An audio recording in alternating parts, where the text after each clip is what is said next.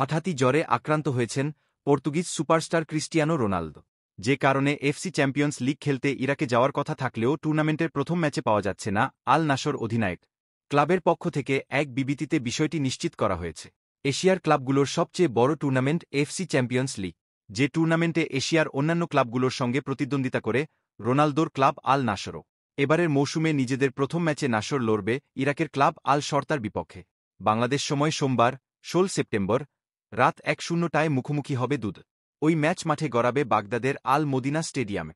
নিশ্চয়ই এই ম্যাচ ঘিরে দর্শকদের আগ্রহের কেন্দ্রবিন্দুতে ছিলেন রোনালদো, কিন্তু তাকে দেখার অপেক্ষা বাড়ছে দর্শকদের।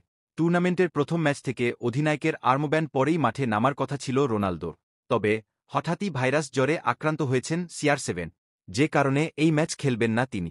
অধিনায়ককে ছাড়াই এশিয়ান ক্লাব ফুটবলের সবচেয়ে বড় টুর্নামেন্টে মৌসুমের প্রথম ম্যাচ খেলতে হবে আল নাসর। আল নাসরের পক্ষ থেকে সামাজিক যোগাযোগ মাধ্যমে এক বিবৃতি দিয়েছে ক্লাব কর্তৃপক্ষ। সেখানে উল্লেখ করা হয়, ক্রিস্টিয়ানো রোনালদো ভাইরাস জ্বরে আক্রান্ত হয়েছেন, সুস্থবোধ করছেন না বিধায় বাগদাদ যাচ্ছেন না। দলের চিকিৎসক নিশ্চিত করেছেন তাকে বিশ্রাম নিতে হবে।